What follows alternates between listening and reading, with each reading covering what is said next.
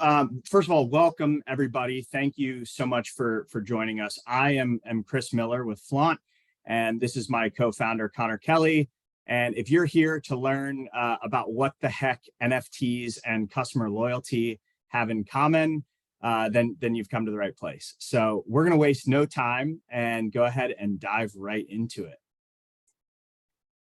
So the CEO of a well-known brand that we've been talking with for some time now said this in their Investor Day presentation this year. And I'll read the quote for everybody's benefit. We aim for fans, not just consumers. And this sounds like a reasonable goal to have, right? It's not an uncommon thing to hear a CEO say. But it's actually an interesting thought exercise to stop and ask why. Why are brands looking for this type of relationship with their customers? And so, of course, rather than tell you, we're going to do a quick pop quiz. So feel free to drop your answers in the chat. This is a relatively famous statistic from a 1990 Bain and Harvard Business School study that's been retested and validated in a bunch of different contexts many times over many years. So the statistic goes like this: increasing customer retention rates by 5%, a mere 5%, can increase a company's profits by, is it A, B, C, or D? Chris, I'm leaving it to you to monitor the chat here. Okay. I think so people are on the scent. Yeah, I'm not seeing too many chats come through. So people, it's either disabled or no, I think they got it. They got it. And okay. Unsurprisingly, they're on the scent. All right. Well, then we've got a smart audience today. Well done, guys.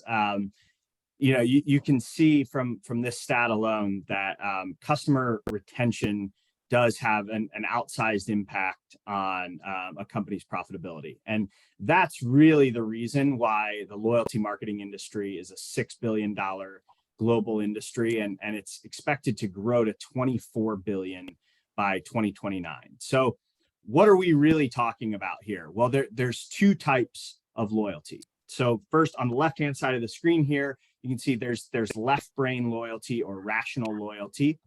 And this is how we as consumers consciously justify the decisions that we make when we shop with a brand, right? And if you think about loyalty programs that you might be a part of, think about points programs or punch cards. These are really great at tapping into some of the rational motivations that consumers have, because they're motivating people to continue shopping in order to hit a certain status threshold or to accumulate a certain number of points that they can cash in for something.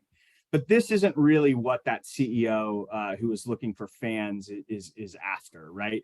Rational loyalty is going to fall short, and it's going to fall by the wayside when the Shell station across the street from the BP drops their price by 10 cents.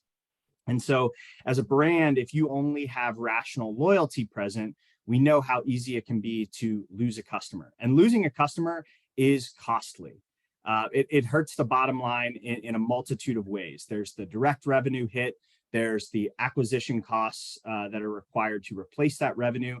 And then depending upon the circumstances, there could be social or operational costs as well. So to maximize retention, we really need to maximize emotional loyalty.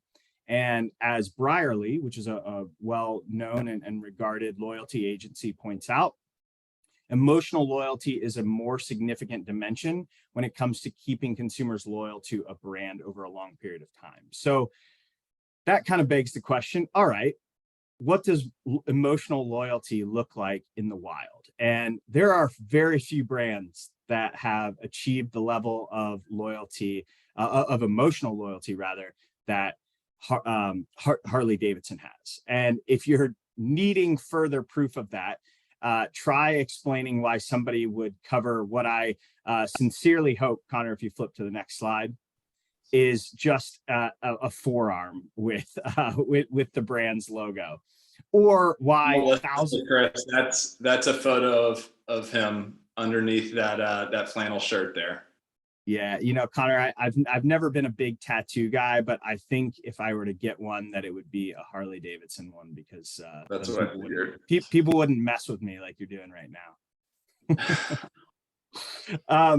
And then on the right-hand side of the screen here, you can see thousands of Harley riders show up to rallies on an annual basis. This is, I believe, a picture from Sturgis. And why do they do that? It's because this brand is a part of their identity. It communicates something about them to the world, and through that, it's given them a sense of community. And I trust that none of this is new information to any of you, but what comes next just might be. So this is a picture of a Bored Ape Yacht Club NFT that sold for nearly $3.5 million. Now, on the surface, it looks like a silly picture of a monkey. And unlike a Harley, you can't ride it on the open road and feel the brisk air brush against your face, right? So why on earth are people spending this amount of money for a picture? Well, when you peel back the layers, you see that it's really just a loyalty membership that gets you into a highly exclusive club of people who hang out on the internet and sometimes in real life. And sure, it unlocks some perks and experiences, and even the opportunity to earn more NFTs, as you see here on the screen. But even more interesting is that the people who own these things are starting to behave very similar to Harley riders. And what this new brand has done particularly well is make people feel special to be a part of this exclusive community. And that pride and some of the unique things that Connor's going to double click into in a minute have made people make NFTs their profile picture on social media and even LinkedIn, which is pretty astounding to me. And as a marketer, I start to think about how many daily impressions is my brand getting from people doing something like this. And then in addition to that, thousands of NFT holders showed up to New York this June to attend Ape Fest, which, for those unfamiliar, it's basically Sturgis for NFT nerds.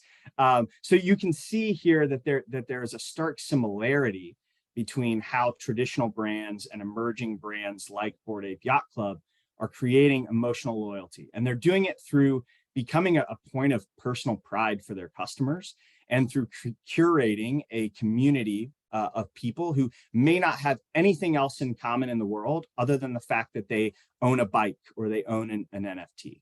So now Connor is going to take over, and he's going to walk you through exactly what NFTs are and share some practical tips as you think about incorporating them into your loyalty strategy. Awesome. Thank you, Chris. And also, no offense to NFT nerds, because Chris and I would probably squarely fall in that category as well. So yeah, like Chris mentioned, a quick educational interruption for your programming. And I'm going to go about this just explaining what is an NFT through the perspective of loyalty memberships, like Chris has already sort of oriented us. And before I do that, what I'm going to prove is that NFTs are a new tool that allow brands to create more value for their customers across more contexts. And I'll double click into exactly what that means. But first, I'm going to illustrate, rather than what an NFT is, what is a loyalty membership? When you peel back the hood and sort of look at the infrastructure, what does it look like? It's a record in a database. Alice owns this gold status with my brand. Because this is in a traditional type infrastructure, only the brand actually controls this. So the brand can say, Alice can no longer actually have this gold status with our brand, so I may take it away from her. And they're also the only one that can actually verify that Alice owns this. So they're the only ones that can sort of verify and provide value to her. And so only really Alice and the brand know about this relationship, and the brand controls it. And so what is an NFT membership that's powered by NFTs? Well, at the infrastructure level, it's also a record in a database. This account owns this membership. The key differences, though, are that Alice controls it. The brand can issue this and give it to Alice or sell it to Alice, but they cannot take it away. Only Alice can control whether she wants to trade it, give it to somebody else. The brand can decide that they're not going to provide the same level of perks and benefits that they used to, but no one can take away that record of ownership from Alice, and anyone can verify it. Not only can the brand say, I'm going to give you lounge access, exclusive merchandise, the ability to get free tattoos, all sorts of perks and benefits, but other brands can as well. And also the other people in this community who also own this sort of gold status or membership with a brand can decide that they want to get together and create their own exclusive spaces, and ultimately creating more value for this membership community, because anyone can verify whether somebody actually owns this or not. And so drilling into these two things I've illustrated here, the two defining features that are exciting and unlock this new type of loyalty membership digital asset as a tool are: one, ownership. Alice actually controls this, and it changes the incentives and the sort of mindset and psychology that she has towards the brand that has given her this membership. And then interoperability, and ultimately ownership allows brands to create more value for their customers, and interoperability allow them to create experiences across more contexts. So a couple of examples. First is ownership. When you can actually sell something, it's a decision to actually hold on to it. And it is a conscious investment to say, I'm not going to take somebody up on their offer to purchase my membership. I'm going to hold on to it. And that, again, speaks to the changing psychology of introducing a new mindset, and also a new class of incentives. So you have invested in this by deciding not to sell it and move on and take the money that somebody's willing to pay for your membership and spend it elsewhere. It's an investment just to hold on to it.